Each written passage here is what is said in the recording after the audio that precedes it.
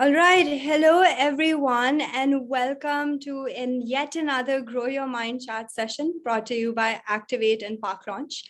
Before we begin, just a little intro to myself. My name is Anam Sethi, and I'm a trainer and consultant at Activate, which is a leadership development consultancy and a soft skill training firm based out of Pakistan.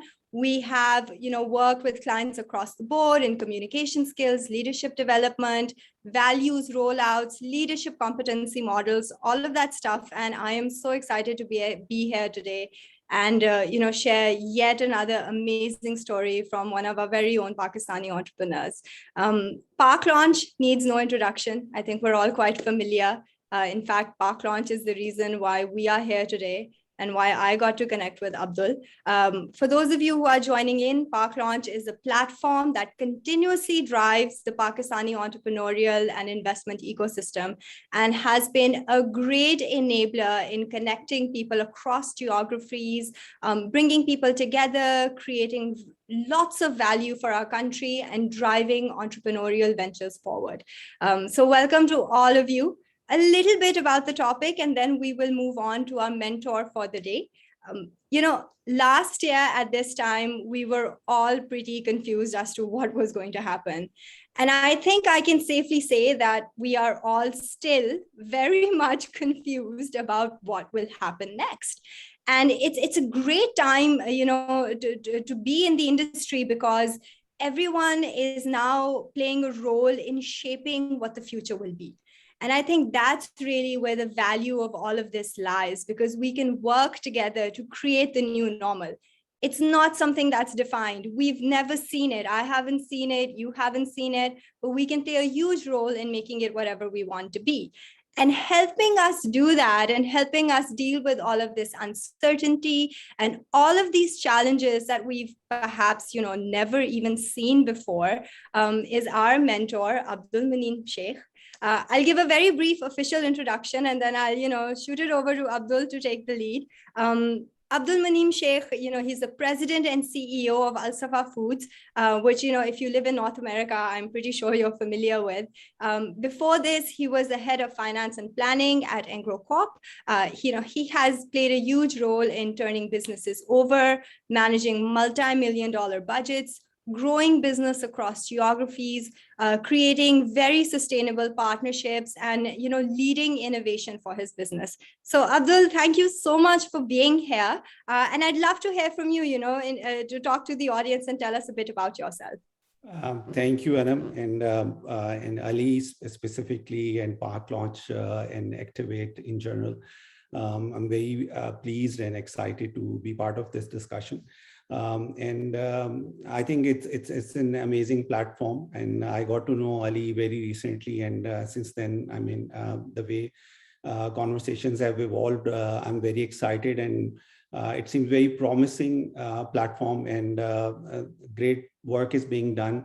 Actually, a friend of mine, Farooq Aves, introduced me to Ali, and thanks to Farooq for that intro. And I think it's amazing job is being done, and I must appreciate, especially living in North America outside Pakistan, you get more patriotic, and you want to see more good things about Pakistan. And I think it's one of the good things, and it is one of the conversation topics among my family and friends when we sit together.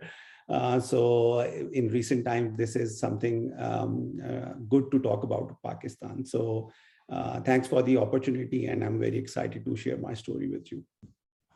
All right, lovely. And Abdul, before we get into your story, I have one quick question for you. Can you tell us one unique thing about you? It could be a hobby, a talent, a skill that most people don't know.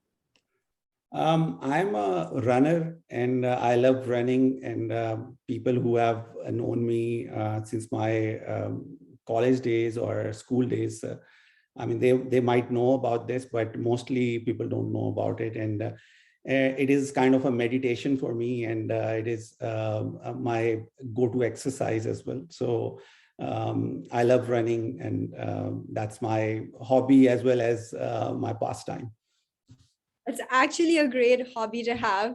I wish I was also a runner. I'm not. Can be very useful in life. But having said that, Abdul, thank you for being here. Thank you for being here for Pakistan, for all of us across the world.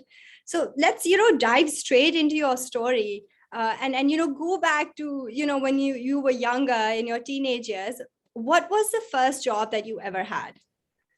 In teenage, obviously, I didn't have any job. I was studying most of the time. So I did my initial education from Cadet College Hassan Abdal, and then I moved to FAST Lahore.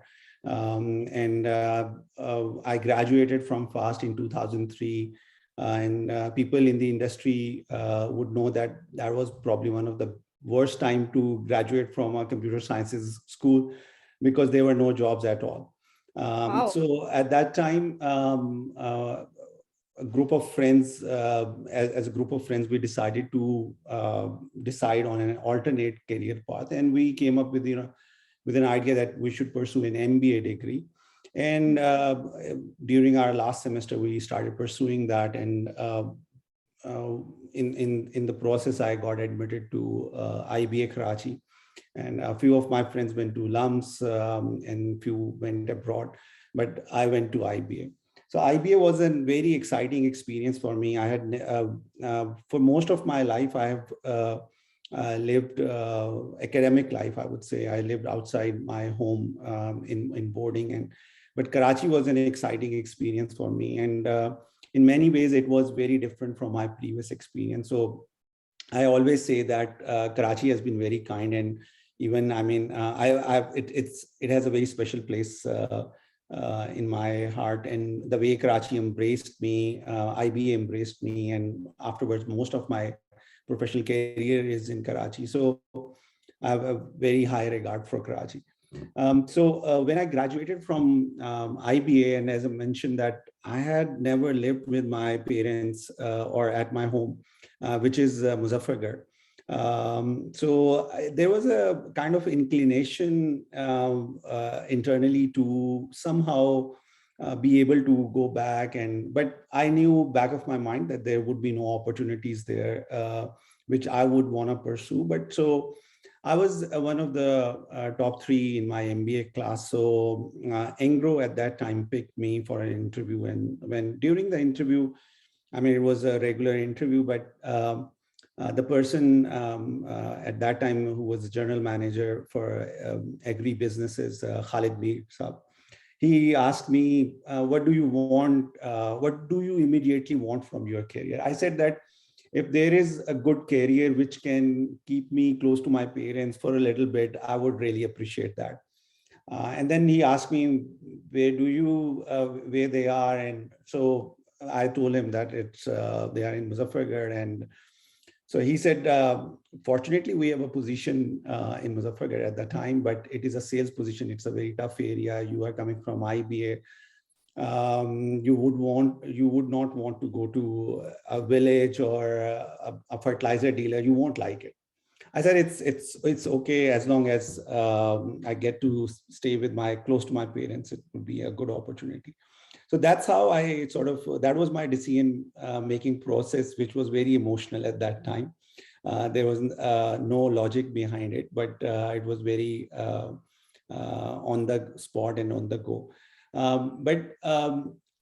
Once I joined there, it was definitely much tougher than I would have anticipated. Although I belong from that city or village or town, but working there was a totally different experience, especially coming out of IBA. So you would expect a very multinational environment or a corporate setup, which was not there. But it taught me in many different ways, many different things which I would not have learned in any corporate office. So I was there for a little over a year, 1 year and a month. And then they moved me in a supply chain at their Dharki plant in Interior Sin, Right. Which was another very good experience. Those of you who would have seen Engro or Fauji fertilizer plants, I mean, they are a city in their own, and there is a very different culture. Absolutely. And, Abdul, you and I were talking about this as well. So I actually had the privilege of spending a week, just a week at Harki. We were doing a few sessions for Engro at the time. And, you're right. It really is a very self-sufficient place. Yeah. And, how was that transition from you? I understand that a sales job is very hands-on and there's a lot of travel and a lot of movement and a lot of, meeting new people and being on the road. So what is that, what was that transition from like a sales job to being in a very, community-based environment and secure environment like Turkey? I would say it was mostly it was an upgrade, but there was only one thing that was a downside of that job was it was a 24/7 job. So because the plant runs 24/7 and being in the supply chain, if you're heading the supply chain, you have to be, and especially at Derki, in any manufacturing facility, safety is a big concern. So because we were heading all the logistics, external vendors, so if anything happens at any point, any time of the day or night, they would call me to come sort it out. And that had its own challenging, but I think the biggest learning for me at that job was the intensity of work. So it was very, very, very intense, and it never stopped. As far as the lifestyle and the living conditions are concerned, those were much, much better. It was a much bigger upgrade. We had our daughter there, so we have lovely memories from that place. My wife really enjoyed the time. My daughter, she spent 1 year there, so we had a very good time in general. So again, I was there just for a year, and then I moved to head office, which was in Karachi, and that was the plan since the very beginning. But Engro had a very good grooming, I would say, platform where they would rotate people in different departments, cities. If they find people to have a leadership potential, so they would throw different challenges on them. And I think that was a very, very good, and they inherited this philosophy from Exxon, because Engro was Exxon previously. So in my view, there were some challenges at that time because of this philosophy, because you don't remain very hireable candidate other than Engro, because nobody sort of recognizes that a journalistic mindset, the way Engro grooms you. But within Engro, you are appreciated a lot. And if you can do more than one job, you are appreciated a lot. So when I moved to head office, my first assignment was the brand management for the fertilizer business. Is one of their major, second biggest after the urea. It's called phosphates. It's one of the second biggest portfolio. So I was there for like 2 years, and I was looking after import and export. It was heavily linked with the international commodity pricing. So a lot of analytical work was there, very different from what I had done before. That's where I sort of partially at Dherki and mostly in the phosphate business, I came to work very closely with Asad Umar, and that's where sort of I built my rapport with him.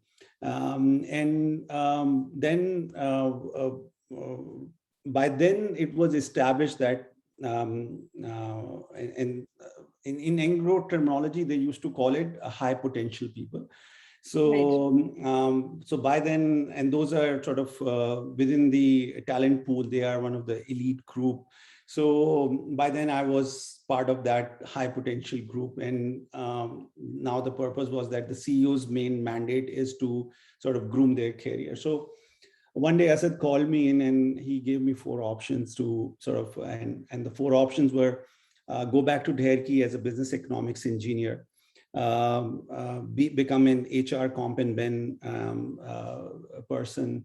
And then at that time we had launched Engro Foods. So It was a very glamorous job, and it was a very upcoming thing, and it was a lot of hype was there within the organization, outside the organization. So a lateral move in brands on all or the ice cream brand at that time was Omo.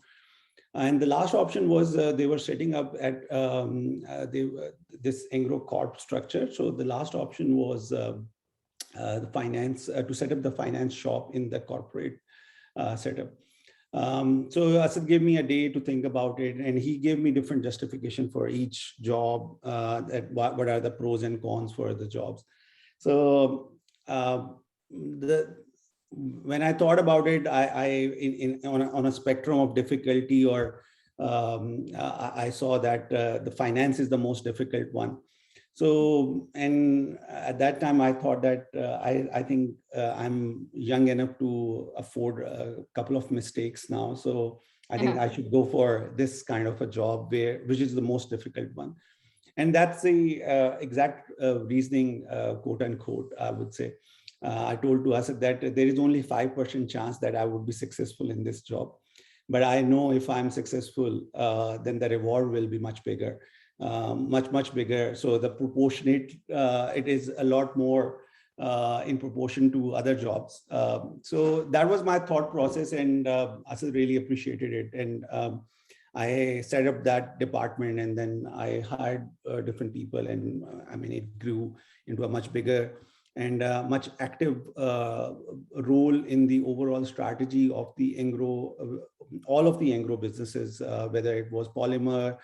And that was an amazing experience. So coming from a fertilizer business, which was the core business of Engro at that time, that's in that finance role, I got the opportunity to learn a lot of different businesses, whether it was plastic, which is polymer, whether it was foods, whether it was, at that time, Engro also had a IT company in Lahore, Evension, by the name of Evension. So whether and they divested it afterwards. So it was a very, very different experience. So and in a single day, I would be looking at so many different businesses.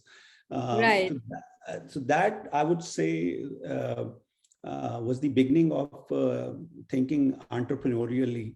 And when I was and then one day, Asad decided to sort of move on and resign from Engro.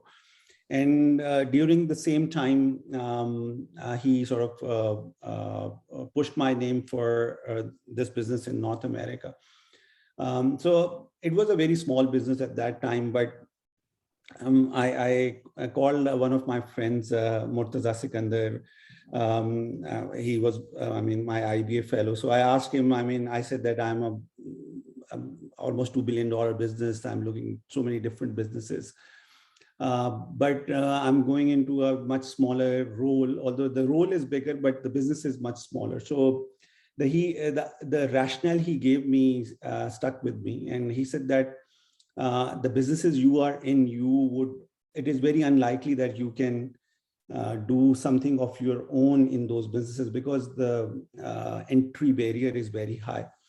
But the business you are going into, it is somewhat biteable for you. And if maybe in near future, you can set up your own business of similar kind, or maybe it will bridge your gap from corporate to your entrepreneurial aspirations. Right. And that was the main reason for me to get this job at Engro Foods Canada. It was called, that was the name at that time. And now it's AlSafa Foods. So that's how I sort of landed into Canada, and the journey goes on from there. That's, that's actually a really wonderful story, Abdul. And, when we were having our first conversation, the one thing that really stood out in this story, in your journey before AlSafa Foods, is that there was a lot of movement between roles that were new to you. And, the spirit that you approached those roles and you were able to take that on, in your opinion, where did that come from, and what motivated you to constantly take risks and try something new? I would generally call myself not a very risk-oriented person, but I'm good at jumping on a very calculated risk. So I always sort of put things in perspective. So if for example, when I was, when I was evaluating the role, whether to take on the finance role or not, so the downside was very low, and the upside was very high. So in my view, it was a risky decision. It would require me to work really, really hard.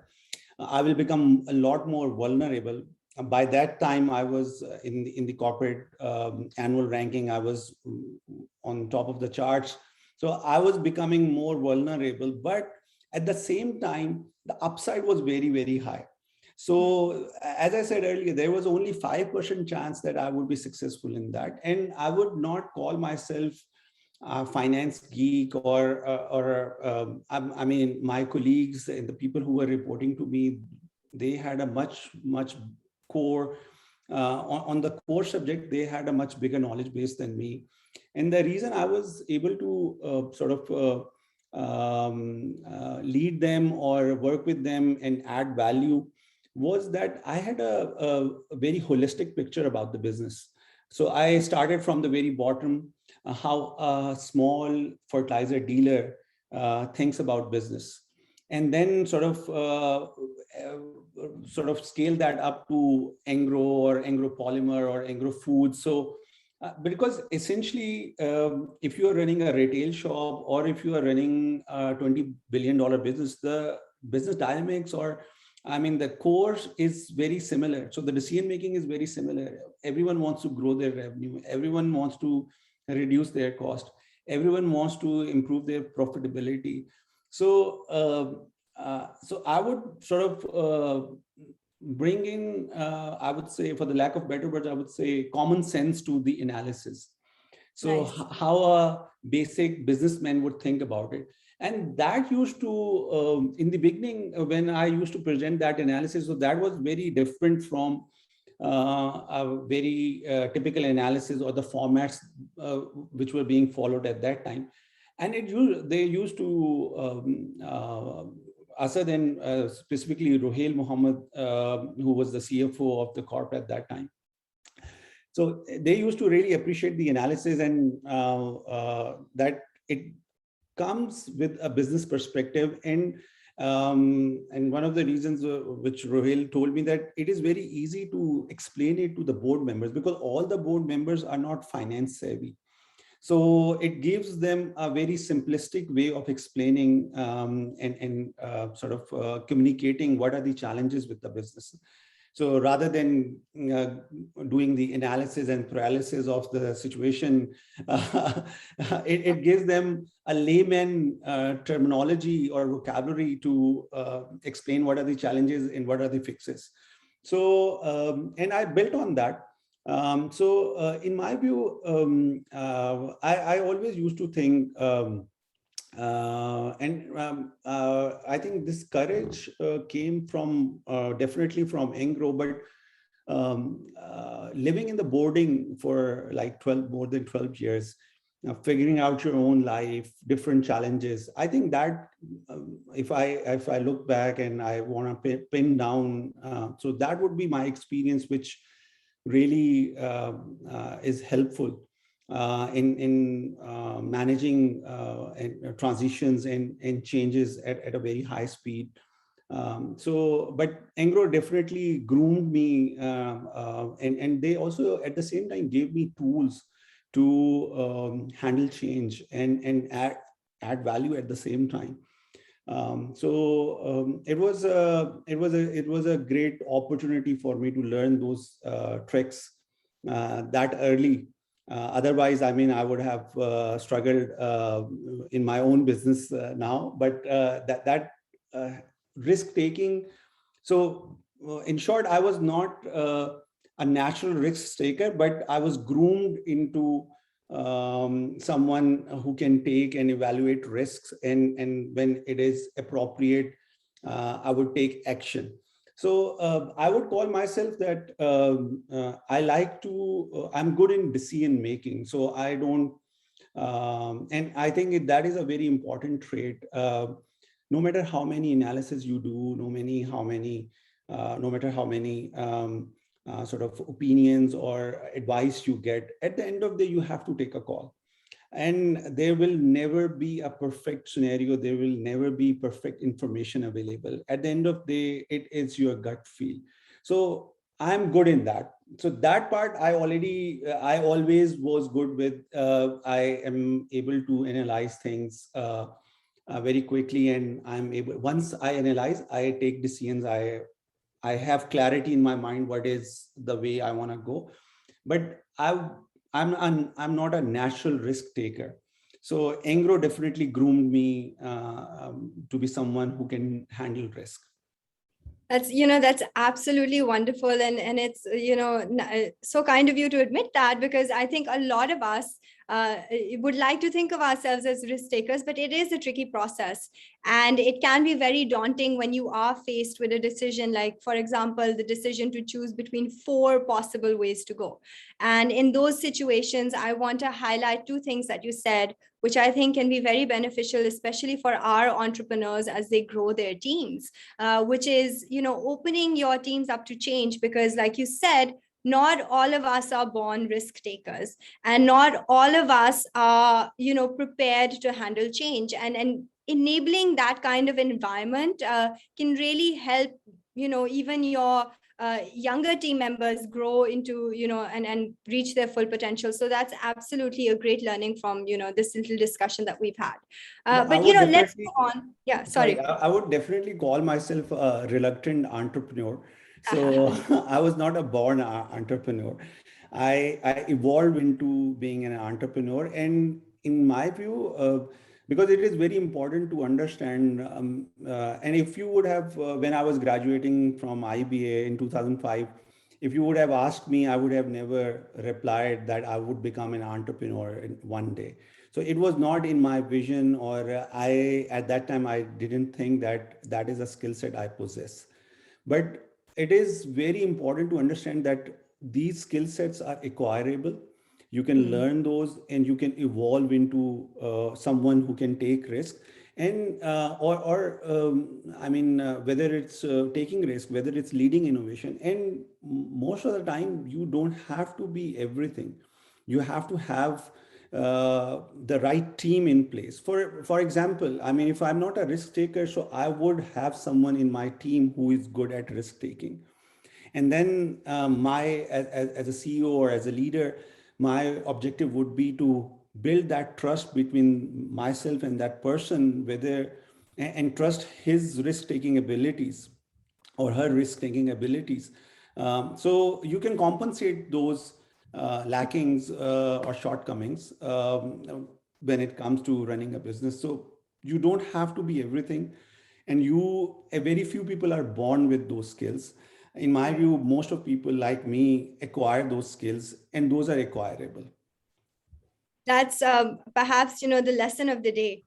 Because a lot of us, especially myself, I'll speak about myself, we sometimes feel that, we don't have the skills or the courage to go ahead and do things that might be uncertain to us, that we don't know what the outcome would be.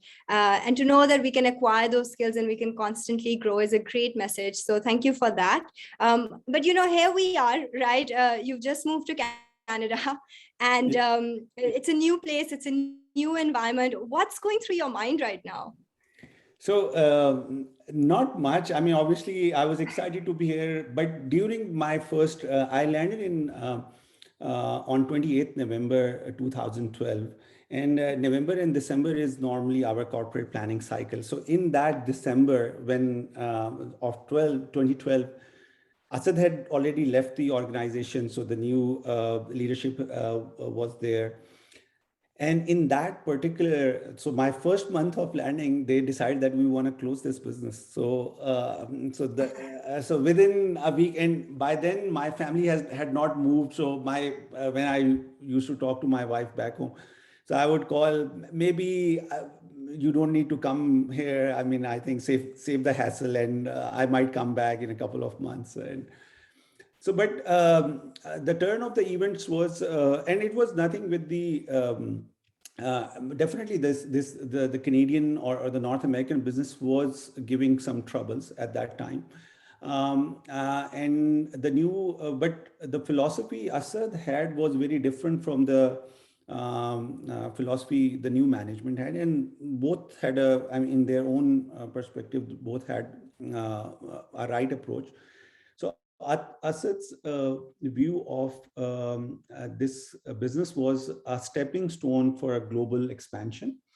And the global expansion was not only for the businesses or revenue, it was also for talent pool. So it was a big sort of leap of faith for Asad to go into a much smaller business. I mean, every other business was a billions of rupees, and this was a relatively a smaller business at that time. So, but the new management didn't subscribe to the idea at that time, and they decided that we want to focus on our Pakistan expansions, and we don't want to look globally. And that was a very sort of initially very demotivating, that I have just landed here and I wanted to explore and grow the business, and I was not even given a chance. But I think looking back, that was one of the best opportunities presented to me. So, but at that time, I was not able to realize it that way. So they took the decision that ultimately we will sort of get out of this business, but a date was not set at that time. So the date was set the following year, same month, December, which was the corporate planning cycle. So 2013, December, they set the date as well, that by December 2014, we don't want the Canadian business on our balance sheet. I was given the opportunity, or I was assigned the task to find the buyers for the business and divest this business. So during the process of the business, it was bleeding money. It was bleeding money left, right, center. I mean, we will have to have a different session to explain why it was bleeding money and what went wrong. But there were a lot of management mistakes. There were a lot of business challenges. Environment was very different. The business environment was very different. So in December 13, I was given a date that by December 14, we want you back in Pakistan. And these are the couple of positions where you will go. At that time, Engro was setting up the Sindh Engro coal plant. So I was given the opportunity. I mean, it was shared with me that is the CFO post that you would be going into, and we need to raise financing and everything.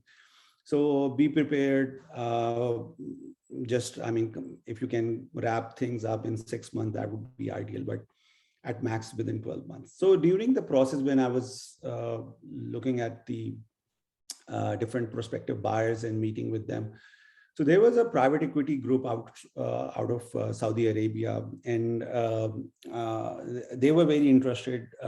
And the lead consultant there was a Canadian Pakistani. So he had lived here. He knew the brand. So when we met, I mean, they said that we are very interested in the business, but we don't have someone to run the business. So by then I had graduated from the concept of being a corporate employee for whole of my life. So by then the inclination was to have something of my own. So I asked them that I can only come on board if I invest personally and I have a sort of stake in the business as well. So that's what I did. And I resigned from the Engro at that time. My paperwork was also in the process for the Canadian. So the permanent residency was also in the process. So that's when, so November 1st, 2014, I formally took over the business as the managing partner of the business. It was a very, very, very risky transaction. Just to put it in perspective, that it was bleeding so much money that Engro was not, it was raising eyebrows at Engro head office as well. So for a private equity or for my personal investment, which was everything I had saved by then, so it was my life saving. So we could lose, the burn rate was such that we could lose all of our investment in 6 months. So it was just that, the burn rate was very high. But there was a conviction that things can be turned around and things we can do better than this. Because I was in the business, and I knew few things about it, but I was mostly looking the finance, so I had not experienced sales by then. I had not experienced marketing. So 2014 onwards, obviously the main objective at that time was to break even the business, and we did that in the first few months. And since then, we started to sort of grow our revenue stream. The journey is, very exciting, but and there were a lot of small components to the growth, but there were a couple of core things which in our strategy we changed that. So when I was acquiring the business, even my ex-boss from Engro, that he called me that you have made the decision, and are you sure about it?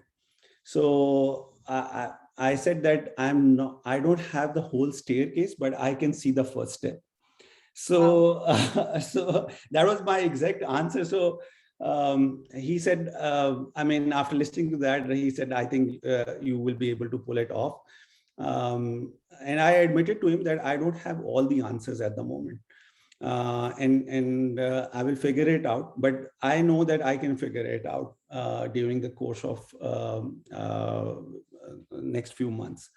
So the competition, especially in Canada, was very tough, that all our competitors were sub-units of much bigger organizations.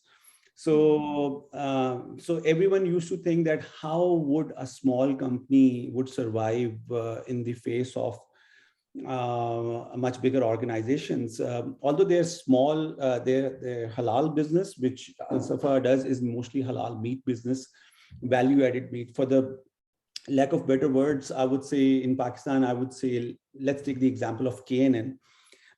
So it is a somewhat very similar business. But for us to survive against them, one thing which was which we picked as a team was that we can innovate at a much faster pace than our competition, no matter how big they are. But our pace of innovation can be much bigger because their processes are very bureaucratic and they need to take a lot of different approvals. And what we had decided at that time, 3-4 simple rules for product innovation. So we gave a very broad guideline, and within that guideline, we used to sort of see and maneuver our product development. So just to give you an example, that when we acquired, we had about 18 to 20 SKUs all across North America. And our competition also had more or less same number of SKUs. Today, we have 120 SKUs and they have about 25 SKUs. So our pace of innovation was very, very high. And that's how we were able to forge partnerships with our major customers like Walmart or Loblaws, the biggest retailers in North America. Because for them, we were very small, but they were really appreciative of our pace of innovation. So every year we would bring in 10, 20 products every year without fail. And somehow we came up with, and a lot of those products were not successful, to be honest, but we designed a mechanism that our failure would not derail our overall growth. So it will not be that damaging. So, and we will quickly prune the products and move on to new products. So next year we will again launch 10 products. 5 of them would be very, very successful. 10 would be okay, and 5 would be failures. So, and we will not be very emotional about it. We will discontinue those products. We'll fix those, either fix those or discontinue those. And then next year we'll come up with the new products. And to date, we keep on, every year we do that. So, and it's a continuous innovation process. So, so one theme which we picked was innovation, where we can outpace our bigger competitors. The other was the Canadian brands were very scared of the US market at that time. Right. And we said that, and they were very scared that the halal industry in US was very much scattered. In Canada, the Muslim population is very much concentrated in one province, and that is not the case in US. So the supply chain is very difficult, or in other words, cold chain is very difficult to manage in US. So, but we took the risk and we said that we are a Canadian company. We already had the US business, but our footprint was very small. And we said that we will cover the whole of US, and we developed the supply chain, distributor partnerships. And a lot of, I mean, I know most of our competition or their VPs. So when we would meet, they would say that, I mean, it's a very risky strategy. You will kill yourself and this and that. You might be able to sell you a product, but you won't be able to collect the receivables and this and that. But Alhamdulillah, I mean, now when we acquired the business, US was a smaller chunk of our business. Now US is a much bigger chunk of our business. So because the population was bigger, the opportunity was bigger. Again, the same philosophy, which that the downside was low and the upside was very, very big. So that was, so even if we would have failed, and there was an equal chance of failure there, but even if we would have failed, we would not have lost that much of money, but the upside was very big. And that gave us a first mover advantage with respect to the Canadian companies. And they still have not figured out or replicated our US expansion model. And that is our, I can say, claim to fame, that we are one of the, I think one of the very few companies in ethnic space, not otherwise, in ethnic space, who have a very good distribution North America wise. And then obviously the other components were building the trust with the customer, and especially in a halal business, that was very, very important. And that was very core to our sort of philosophy. And we run things with great integrity, and we don't compromise on that at all. And that was something I knew from the very beginning. And I would give a lot of credit to Engro as well. I mean, they really sort of groom you in a way that the ethics come at the forefront of your every decision. So we wanted to be very ethical in our way of doing business. So, and that's what we did. One thing which, when we were acquiring business, so a lot of our distributor partners, they thought either we will fire them because of their performance, and or we'll discontinue business with them. So I always believe that 90% of the time you can fix your partnership. So I am a great believer in not letting go of the partnership. So Alhamdulillah, we have saved most of our distribution and actually grew more than that. And whenever there are conflict of interest or the objectives are not being met, we really work with them to sort of achieve our objectives, and rather than just terminating them or letting go our, when it comes to employees, similar philosophy we follow. So I'm a strong believer of long-term partnerships. And that's what is paying off now, especially during the COVID, when there was so much uncertainty. Right. So our distributors, our customers, whether it's whether our customers at the scale of Walmart or even a mediocre level customer, they stood by us. So whatever the supply chain challenges were there or we are facing at the moment, as you might know, globally, it's a very crunch time for supply chain. But I mean, they have faith in us. And we have supported them, and it is in my view, I always like to say this to our partners, that we are in it together. So either we will swim or we will sink. We will be together. So 99% of the time we are successful, and we are able to save our partnerships and rather grow businesses with them.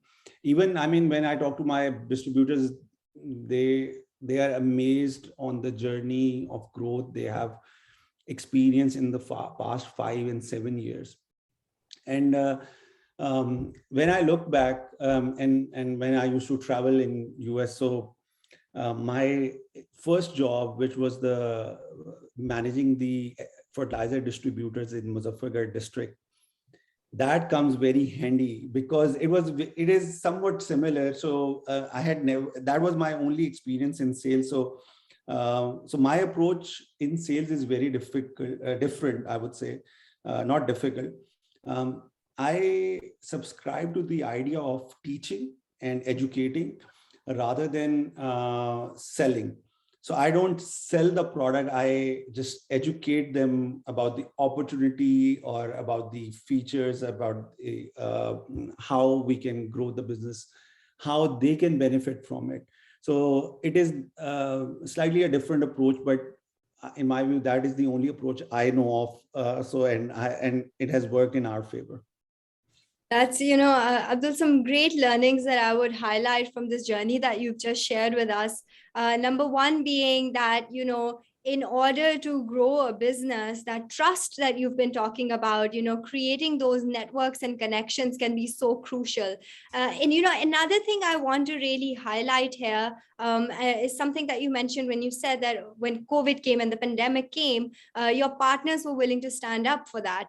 And, I wanted to dig a little deeper. I know we're, towards the end of the session, but I want to dig a little deeper because, of course, like you said, your network and your process has not yet been replicated. So there must be something, that makes it more challenging than perhaps the easy way out. And so how do you feel that you have been able to effectively tackle those challenges? And what advice can you give to budding entrepreneurs who are currently in that situation and wondering how to figure out their supply chain? Okay. So for example, in Canada or US, both more or less with a week difference, the lockdown happened on 12th of March last year. Right. So that was the time nobody knew how the market will react, how the food market or food and beverage market would react. But most of the competition, our competition, they started to reduce their productions. And when I spoke with my partners, they assured me that, and I was of the view that we should do the otherwise, and I could be wrong, but they assured me that even if you are wrong, we will stand by you. And we went exactly opposite of our competition, and we ramped up our production in the first week. And that nobody had that clarity in that. It was again a very risky move at that time. So nobody knew how the market will react. And ultimately in a month's time, it was very clear that food shortages were happening. So it became very clear. But by then we had procured huge raw material. We had procured huge production. But that confidence came from the customers that even if you are wrong, we will stand by you. So, and in my view, I think having a and that's the benefit of having a long-term partnership. Right. because you know each other, and you look out for each other all the time. Because you are not there on a transactional basis. So I don't want to, I don't like to do business on a transactional basis. And in my view, the only way, even if you are meeting that customer for, once in your lifetime, but that sort of either the word of mouth or the goodwill sort of transcends from one customer to another customer to another. So a lot of opportunities have come our way just because of word of mouth. That definitely helped our brand AlSafa and also our organizational brand in North America. So as far as the supply chain challenges are concerned, I think we have adapted ourselves on a sort of a day-to-day basis. We used to, for example, we used to have bi-weekly operational meetings. So since the very beginning of the pandemic, we knew that the operational part will become a big chunk of our day-to-day sort of work. So we moved from a bi-weekly operational meetings to a daily operational meeting. So on a daily basis, we are tweaking our operations and bringing in efficiencies. We are taking input of our customers almost on a daily basis. So whether it's come to Walmart, and we learn from our customer. For example, Walmart shares a lot of data with their vendors. So, and then there is a little bit of foresight into their data for up to like 2 to 3 weeks. So we sort of get a lot of information from that and build that information into rest of our business. So using that data is important. So because they are definitely much more advanced than us. So we use their data and leverage that data to rest of our customers and educate other customers. So it and also for us, the biggest concern was that the customer should not suffer. And in between, for us, the most important thing was to have a very consistent experience for the customer. So on the back end, we made a lot of compromises in terms of margins, not the quality, obviously, but in terms of margins, in terms of the hard work we have put in. So everything else was secondary to us. For us, a consistent experience, a consistent quality experience of the customer was important. So everything, when you put that objective in front of you, everything else becomes secondary and the decision making becomes very easy. So if you are getting a hit on your margin, it is a temporary thing, it will go away. But if you are getting hit on the experience of the consumer or the customer, that is not temporary. That is a long-term problem. So, and we sort of manage in that way that we will take temporary hits, but will not take a long-term hit, which was obviously our customer. That's, a great learning for all of us. It's also a really great lesson in how to establish trust. And one thing I want to highlight is, putting your objective in front of you and then understanding that everything else will fall to the side. When you go forward with that, that's absolutely wonderful. But, Abdul, reflecting back on your journey, from the very beginning when you were joining Engro all the way to AlSafa Foods and the way the business has grown to what it is today, there has been a lot of uncertainty. I think the first time you and I had a discussion, the first thing I said was, wow, there's been so many dark rooms that you've walked into and so many decisions that you've made, based on trust and people and then your own gut guidance that you've spoken about. How have you managed, uncertainty? How have you not only survived, but thrived in the face of so much uncertainty?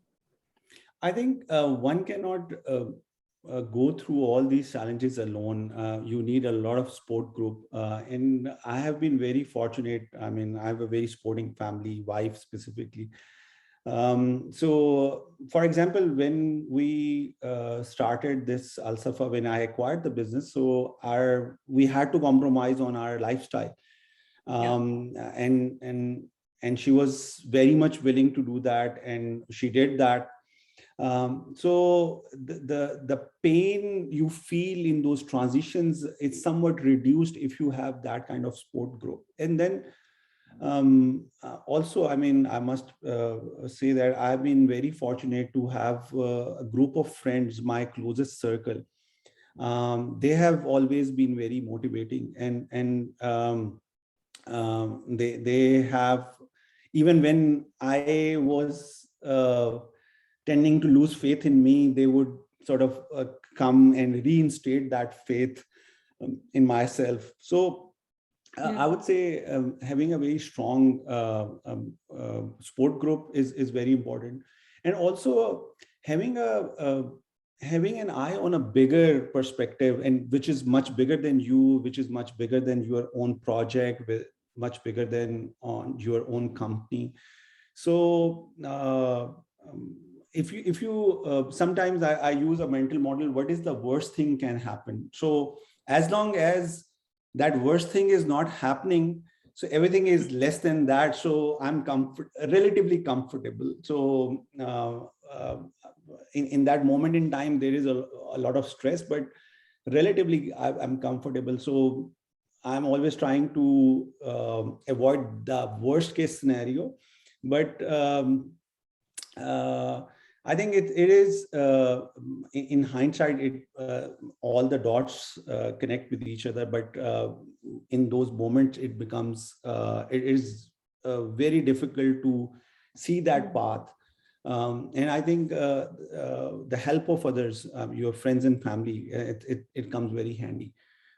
So that was my go-to option. My wife, my friends, whenever I was in those dark alleys.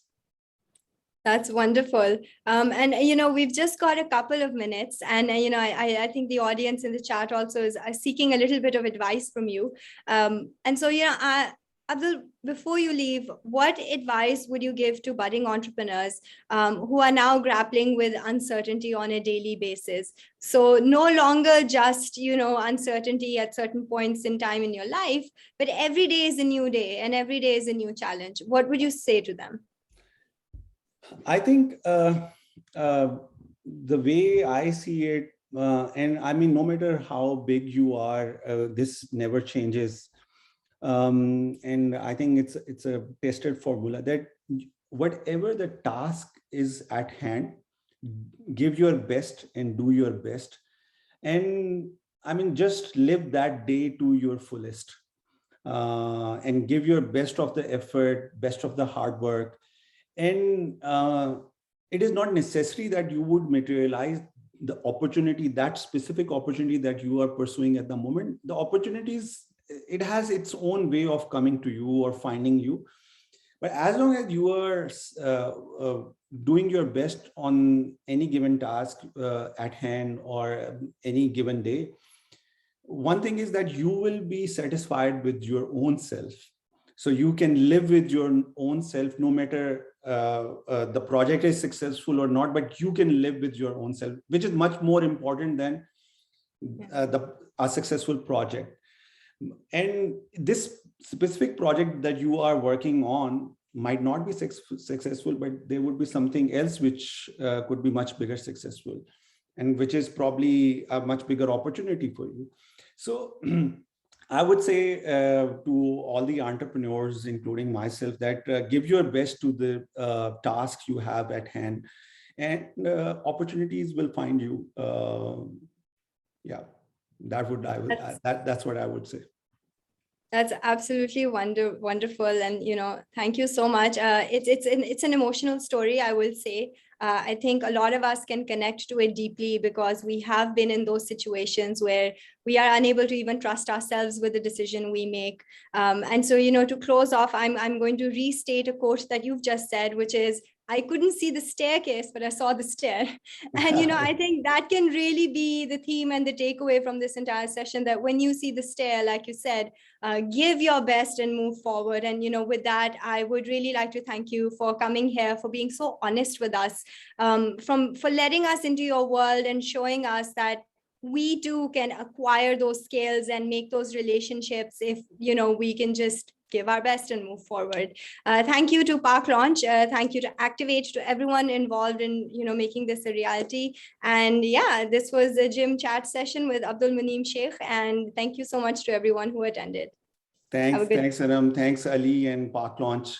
Thank you so much. Thank you. Allah Hafiz. Okay.